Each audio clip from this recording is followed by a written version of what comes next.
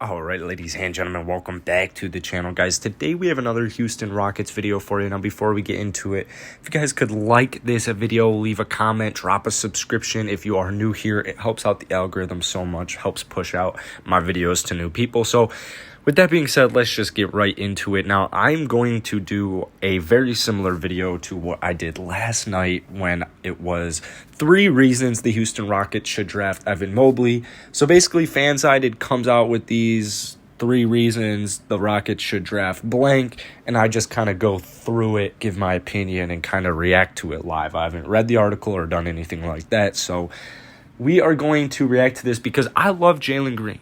I absolutely love Jalen Green. And before I get into this video, I love debating Jalen Green or Evan Mobley. That is what is so fun about having the second pick in the draft, is it's who do you pick?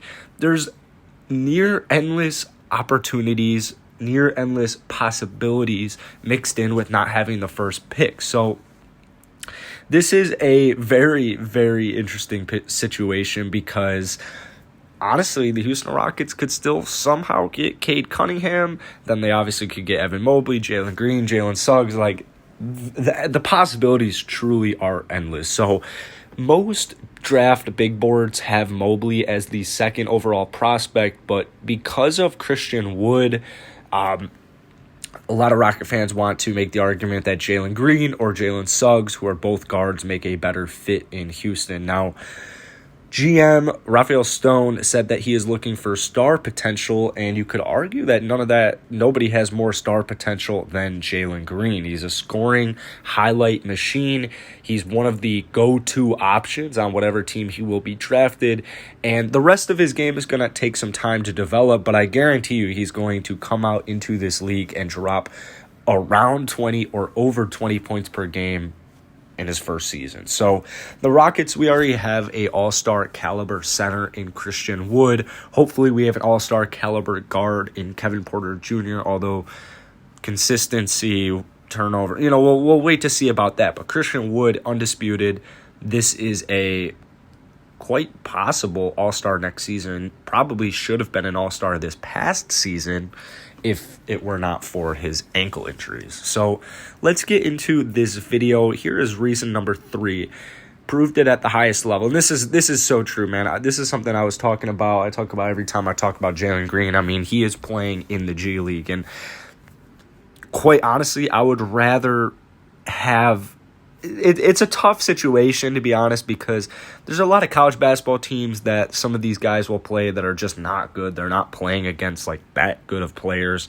In the G League, it's almost the same way, but it's at the next level. So he's playing near NBA level ready players. So that is definitely a plus side. Now, he did not choose to go to college. Over the course of 15 games, Green averaged 18 points per game on 53% shooting, and then 35.6% shooting from deep, 83% from the free throw line. Now, Jalen was the 9th highest scorer in the G League of any player that played in all 15 games, and the 8 players ahead of him had an average age of 23 and a half. So obviously you got Cade Cunningham and Evan Mobley winning their Conference Player of the Year. Jalen Suggs, they were 1 win away from having a fully undefeated season. But Jalen was out here breaking ankles of literal grown men on the cusp of making the NBA. So NCAA definitely gets way more airtime, but that does not mean that the G League does not have talented players. So when you add it up, Green's played professional athletes, shooting threes from further back, still managed to be one of the top players. And he's still extremely young. He's extremely young. Obviously, the G League isn't the NBA, but it is better than the NCAA as far as talent goes.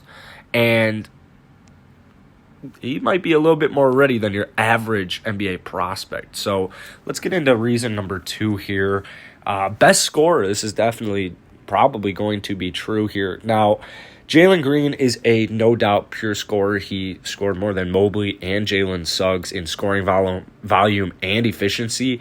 Did it against professionals, not Pac-12 and WWC amateurs either. So Jalen Green per 36 stats, 20.2 points per game, 52% from the field, 36.5 from deep. Looking at Cade Cunningham, he got 20.5 points per game on 46% from the field, but 40% from deep.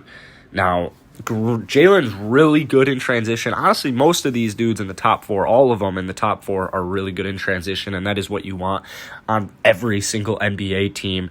He makes very instinctive cuts to the basket, and then in ISO, he's almost unstoppable just because his burst, he's got good body control, he's got a good handle, and then he's got the shooting touch. So just offensively, the versatility, it's almost unmatched. It is unmatched, to be quite frank with you. It's unmatched in this draft class.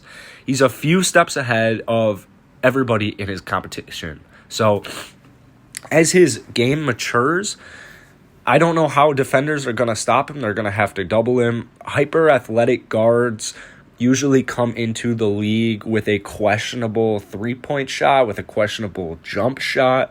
But Green looks to be definitely an average three-point percent shooter. I mean, shooting 36%, 36.5%. And then the shooting touch is obviously there with Jalen. So there can be some concerns with his passing and defensive focus, but he did make good improvements in the last part of the season on the defensive end, just making basic good reads, good switches. So he looks like he could average over 25 plus points per game. And I would have to say this is the clear-cut best look at scoring title of anybody in this draft. So here is reason number one, or reason number three, I should say, most upside. So he was ranked by ESPN as the number one high school recruit in the class of 2020. Now, it really just depends on what scouting website you look at, because it's a mixture between Cade and Jalen Green. I would say it kind of leans more in Cade Cunningham's favor, but in the ESPN, Jalen Green was number one heading out of high school. So looking at him, I can definitely see the argument with Evan Mobley and Cade Cunningham having the most upside. But if you're just looking at it from Jalen Green's perspective, this is a player who really, it's almost as if he is an underdog. He's got that underdog mentality, that underdog edge, but he checks all the traditional prospect boxes. So he's already performed against older competition at every level, and so he's just had a long-term edge over all of his competition. So those are the three reasons to draft Jalen Green. I love Jalen Green. I would be very happy if they were to draft Jalen, because it's a super deep draft, and you can always trade up with 23 and 24 and go out and get a decent big man. There's a ton of things that the Houston Rockets can do. One of my concerns is that they overpay Kelly Olynyk and draft Jalen Green. I mean, that's not the end of the world, because I like Kelly Olynyk, I like Jalen Green, but just defensively, that's just a major headache. So we'll talk about that issue if it ever comes, but let me know who you guys want to draft down in the comments below. Let me know if you guys have any specific players or any videos you want me to make, but if not, I will see you guys later.